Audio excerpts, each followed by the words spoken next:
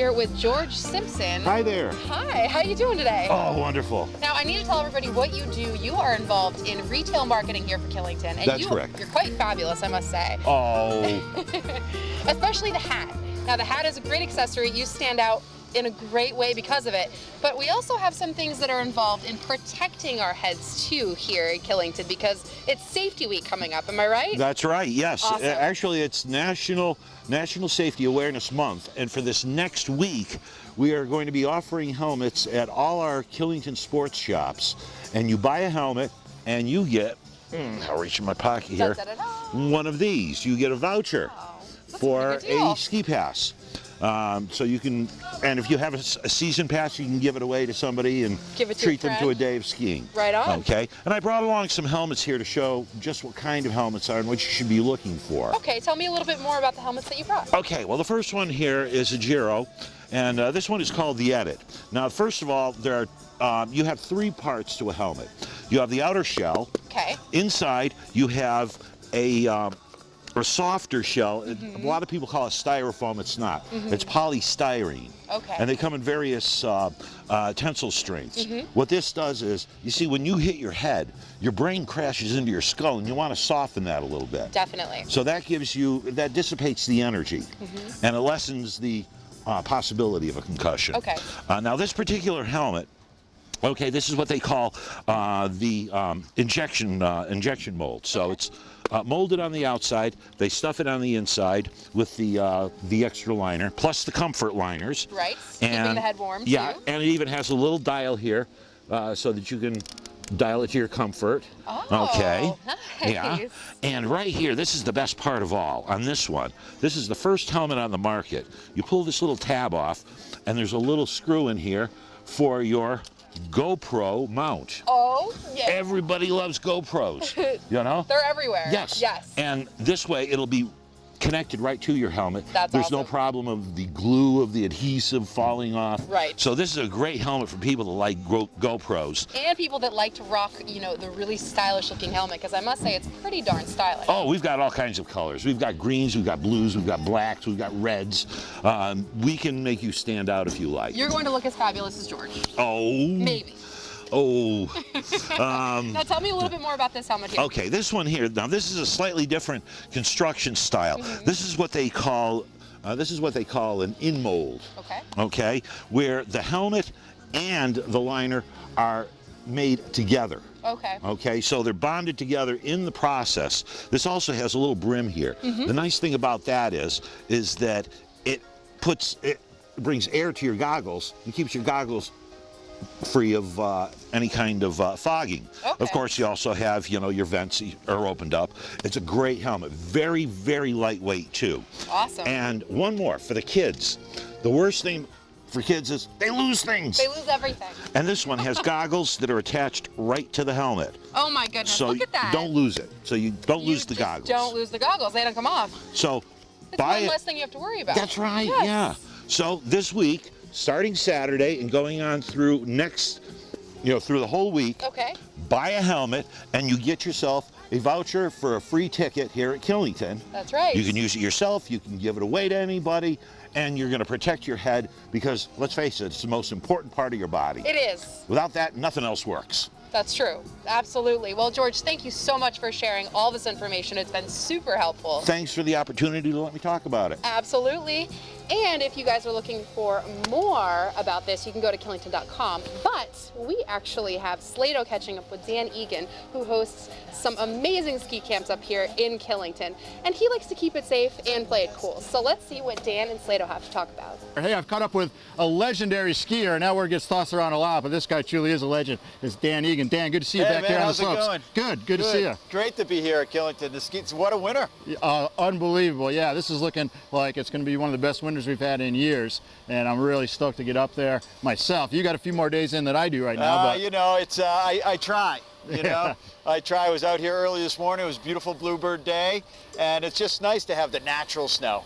Yeah. So good. It's something we appreciate all the snowmakers do for us, but when we get a little help from Mother Nature, it's all good. It is. Well, listen, I wanted to just touch on some of your experiences. You've been really, literally all over the world. You've starred in Warren Miller movies along with your brother John, and Tell me about maybe some of like your best experiences skiing. You know, it doesn't have to be here in the East, but anywhere out there in the world. Well, you know, one thing that people always say to me is, you still ski local, and of course I do. You know, I still have a passion for small ski areas. Always have. I grew up skiing small ski areas, and I still love to ski, you know, down south in Pennsylvania, and I love to ski.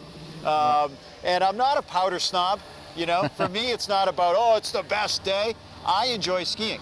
And what I love about Killington is here is skiing. You know, it's the longest season in the East by far. You know, they're cranking up already in the fall, right before Christmas. They were already about 60 days open. You can't do that anywhere. That's true. So if you love to ski, Killington's the place. And what was great about the ski films was all the people we met.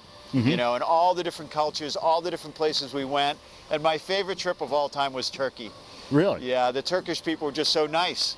And they just thought we were aliens, you know, and it was a lot of fun. Cool. Yeah. Now, with your resume, you could probably go into any ski area in the world and get a job or do what you do up there. But you seem to keep coming back here to Killington. Yeah. Now, this is your third year, is that Third correct? year here, yeah. With an affiliation here with Killington, running a program. So I want to find out more about the program, number one, and two, why is it that you could take this show anywhere? You're here in Killington. That impresses me. I took my clinics to what I consider the best resorts, you know. Here in the East, Killington, bar none. It's got the most terrain. It's got the most terrain to ski. The woods policy is awesome. And they're open, so you can't miss that. There's plenty of people here. Then I do my Western clinics in Big Sky, Montana. Okay. Another place that is epic, and you know we have the steep terrain there off of Lone Peak, and it's really good. And then I spend my springtime in Val d'Isère, France. So you know I could pick, and I did pick. And here in the East, when it came to where to kind of settle in, Killington was a perfect fit for me, and I think a perfect fit for the resort. People were really open and friendly here. I love skiing with Donna, of course. You know, she made it really welcoming for me. Sure. And it's really the woods, the bumps, the quality of skiers here at Killington made this a perfect fit. Tell us about what it is during your clinics, what you focus on, and what you're trying to do for skiers who would sign up with you. Well, my thing is, I'm part skiing psychologist, part in cheerleader for skiers, and I bring a lot of passion to it. I love it. And I want to see people explore more of the mountain. I want to see people get better, but expand there and change their paradigm. That's the big thing. Once you see the mountain differently, you ski it differently. And that's what we try to do. So, a solid intermediate and up. You don't have to be scared or intimidated to ski with me. It's a friendly environment. It's an encouraging environment. But more importantly, it's a place where you're going to get better quick. What I do is total body skiing, and I inject technique into your skiing, and you feel the results really fast. So it's been great here doing that. When you say you want the skiers to look at the mountain in a different way, so a lot of that really happens between your ears, right? I mean, you really have to get into a particular mindset or maybe change the way you've approached how you've skied in the past to look at things differently. The way I do it is through a technique I learned from my good friend out in Aspen. It's called the Performance Diamond. Okay. And we look at people's motivation, their commitment, their emotional attachment before we look at technique. And that way the technique follows the passion, follows the commitment, and follows the emotions surrounding skiing. I don't think that skiers when you learn anything, you should start with technique. I think you should start with the motivational factors of why you're doing it. So a lot about what we talk about is where we go and why, not so much the how.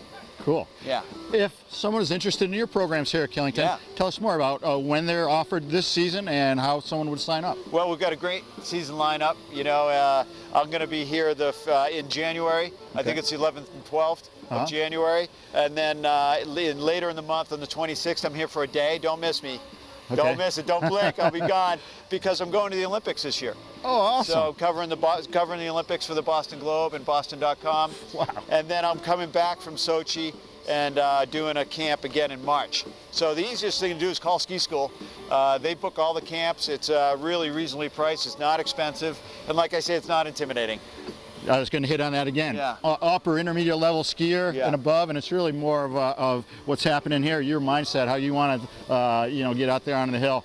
not necessarily your technique or skills. Yeah, you know, and of course a lot of people think they're too cool for school. You know, the new equipment makes it easier to ski, and you can go in the woods and skid now, so everybody's like a hero of skiing in the woods. But you know, it's all about speed control. It's about picking a line and being able to ski it over time and not having to bail out. It's what I call the freak out level. And that's the point in which you have to traverse left or right, and you are afraid to make the next turn. So that's at any level. That's a beginner, intermediate, or advanced.